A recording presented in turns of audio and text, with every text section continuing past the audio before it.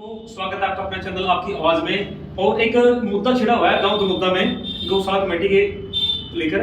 तो आज अपने साथ साथी जुड़े हैं, वकील हैं अपने विजयपाल नैन जी।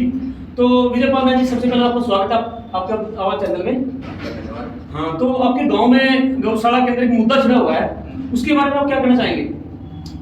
सबसे पहले तो आपके सभी दर्शकों को मेरी तरफ से राम राम। ऐसा है पत्रकार भाई, मेरा गांव एक ऐतिहासिक गांव रहा है जिसके बारे में आप बिल्कुल आपको पता भी होगा। जी जी जी। क्योंकि हमारा गांव जो है दिनायन खाप का राजधानी कहा जाता है। जी जी। क्योंकि यहीं से आके जो हमारे 52-12 गांव बने हैं, यहीं से उनकी निकासी हुई है। जी जी। और यहाँ पे ऐतिहासिक चबूतरा भी बना हुआ है।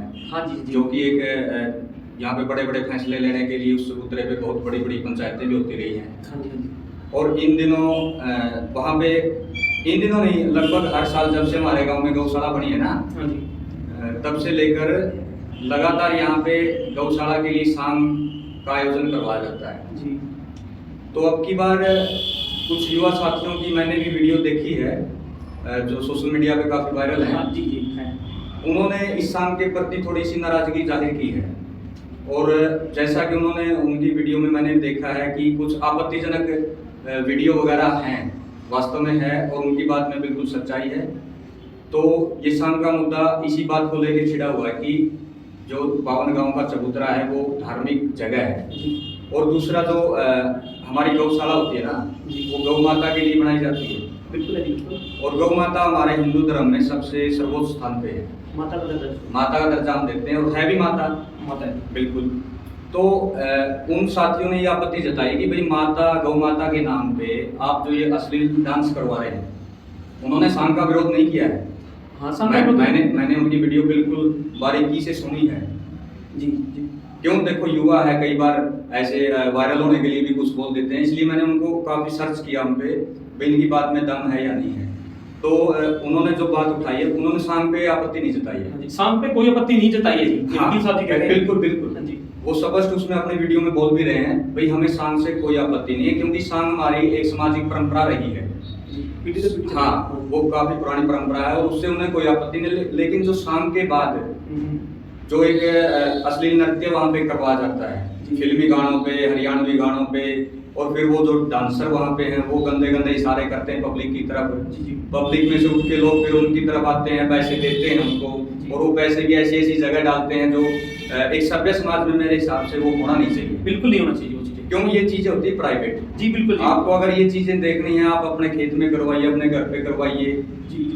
ये आप सार्वजनिक जगह पे ऐसे प्रोग्राम, उन साथियों ने जो आवाज उठाई है ना, मेरे हिसाब से उनकी आवाज बिल्कुल जायज है जी, और मैं इसके हक में हूँ।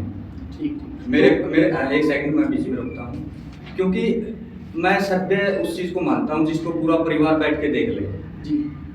मेरे लिए सभ्य, किसी भी चीज को अगर सभ्य आपने जांचना है ना, सबसे पहले मैं ये सोचता हूँ कि क्या मेरे परिवार के लोग इस चीज को देख सकते हैं साथ में बैठ के। अगर आप अपने परिवार के साथ वो चीज नहीं देख सकते ना, तो वो सभ्य नहीं है। बिल्कुल बिल्कुल बिल्कुल। मेरी मेरी डेफिनेशन सभ्य की सिर्फ छोटी सी है, और कोई भी इस पे आजमा के देख लो, पता लग जाएगा क्या सभ्य और क्या असभ्य है। जी जी। तो आपसे दूसरा सवाल है कि गौशाला की जो कमेटी है जी, वो उन्होंने एक वीडियो वायरल की थी कि गांव के कुछ साथी हैं जो वीडियो डाल रहे हैं। हाँ, इसके विरोध में। जी। तो जो वो डाल रहे हैं वीडियो, सही डाल रहे हैं कि गलत डाल रहे हैं, कि इसका विरोध होना चाहिए कि नहीं होना चाहिए? देखिए पत्रकार महोदय, मैंने वो वीडियो भी देखी थी, क्योंकि जब कोई मुद्दा छाता है ना, हाँ, और वो मुद्दा अपने गांव से हो जी, तो आदमी देखता है। जी जी। और एक हम ऐसे प्रोफेशन में भी हैं जहाँ पे न्याय होता करना जी, हमारा दायित्व भी बनता है जी, भाई कौन गलत है कौन सही है। तो मैं सबसे पहले तो हमारे गांव के जो बुजुर्ग हैं, जो गौशाला वगैरह हमारी जो चला रहे हैं, और जो भी हमारी खाप पंचायत के मौजूद व्यक्ति हैं, मैं उनका पूरा आदर मान सम्मान करता हूँ। लेकिन मैंने वो वीडियो देखी थी, उसमें हमारे गांव से शर्मा जी हैं, बड़े अच्छे व्यक्तित्व है उनका, वो बहुत से रिटायर हैं, जहाँ तक मैं सामाजिक तौर पर जानता हूँ अच्छे व्यक्तित्व वाले हैं वो। जी जी। तो उन्होंने उस मंच से ये बात कही थी कि ऐसे युवाओं को रोक दो, पंचायत वालों को उन्होंने बोला कि आप इनको रोक दो, वरना हम गौशाला को छोड़ के घर बैठ जाएंगे। तो मेरा अपना जो इसमें विचार है, मैं वो आपको बता रहा हूँ। आप गौशाला को छोड़ने की जो धमकी दे रहे हैं ना, ये बिल्कुल गलत है।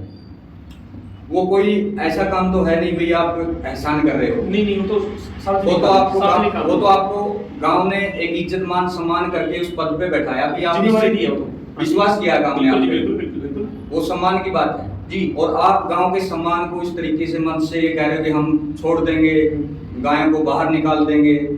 गायों को बाहर निकालने वाले वो कौन है? ये गौशाला गांव की है, 9-10-11 गांव की है मेरे ख्याल से, मिलजुल के ये बनाई गई साझी होती है, साझी है। तो ये किसी एक आदमी की तो है नहीं।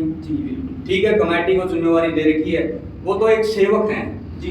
मेरे विचार से वो प्रधान वगैरह जो यूज करते हैं ना शब्द, मैं इनके भी खिलाफ हूँ। सेवादार होना चाहिए, वो सेवादार है, सेवादार होना चाहिए। गांव ने उनकी ड्यूटी लगाई है, उनको वो सेवा समझ के करना चाहिए, ना कि वो गांव पे एहसान कर रहे हैं जी। बिल्कुल, ये तो गौ माता सबकी साझी है। और गौशाला हमारे यहाँ तो मेरे ख्याल 10-12 साल से हुई होगी है। ऊंचाना की गौशाला को देख लीजिए आप, कितने सालों से चल रही है, बहुत बड़ी गौशाला है जींद जिले में। हाँ जी।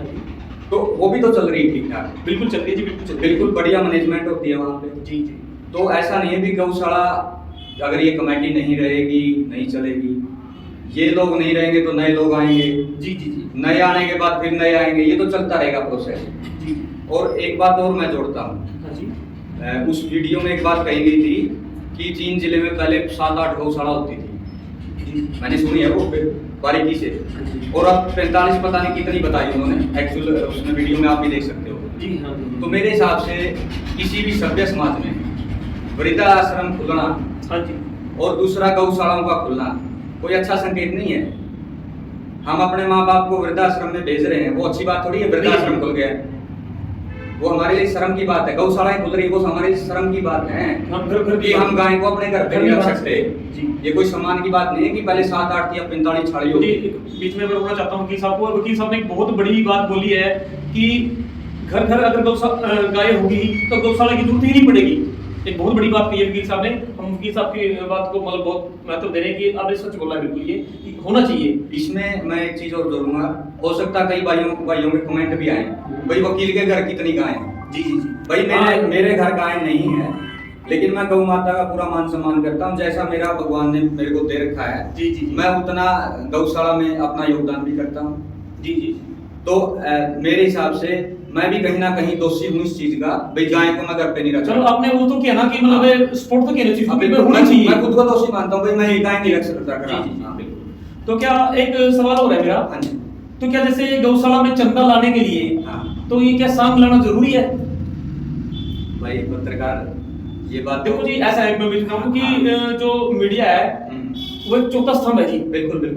तो हमारे पास सवाल कहाँ से आते हैं? मीडिया से ही हमारे पास सवाल आते हैं, तो उन्हीं सवालों को लेकर हम मतलब वकील साहब से डिस्कस कर रहे हैं कि इनकी क्या राय है, क्योंकि वकील एक ऐसा होता है जो सच को सच और झूठ को झूठ कहते हैं, जिनको न्याय दिलाना जिनका काम है। तो इसी विषय में इसीलिए हमने आज वकील साहब से मिले हैं। तो मतलब ये क्या अच्छा है कि मतलब कि सांग लेना चाहिए?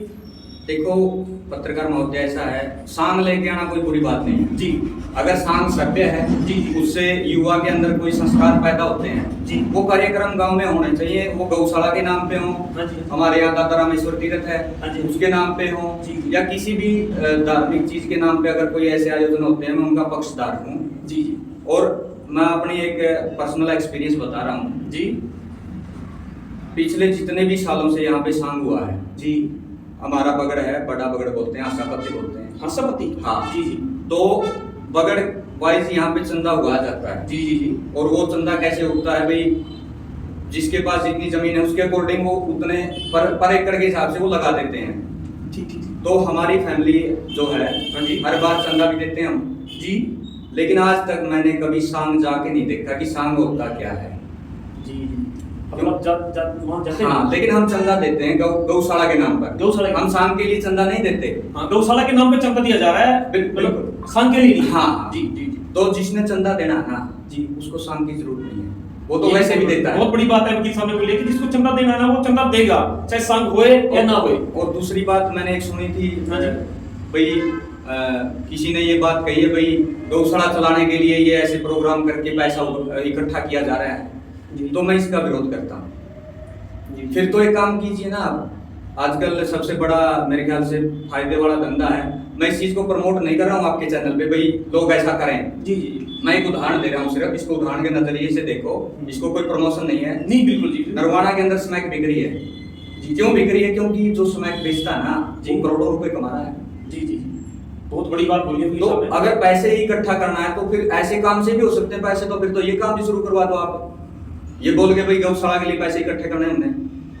मतलब तो अच्छा कार्यक्रम होना चाहिए। बिल्कुल अच्छा कार्यक्रम होना चाहिए। वकील साहब का कहना यह है कि मतलब अच्छा कार्यक्रम होना चाहिए बिल्कुल गौशाला के लिए। गौशाला के नाम पर कोई भी कार्यक्रम हो धार्मिक होना चाहिए जी जी। अश्लीलता तो उसके अंदर होनी नहीं चाहिए जी बिल्कुल, क्योंकि गाय को हम माता मानते हैं। माता जी माता। और माता के नाम पर अगर हम कुछ गलत करते हैं तो मेरे हिसाब से तो बिल्कुल गलत। एक सवाल और है मेरा आपके हाँ हिसाब जी, से, हाँ जी। जो अपनी खाप पंचायतें हैं, हाँ। तो मतलब जी गौशाला के उनकी क्या भूमिका है?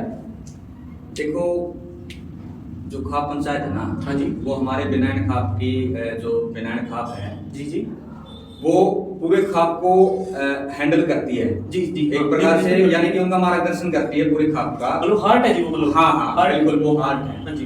तो इस विषय पर मैं जहाँ तक मैं मेरी अपनी राय है, खाप पंचायत को भी खुल के सामने आना चाहिए। जो गलत है उसको गलत कहना चाहिए, और जो सही है उसको सही कहो जी जी।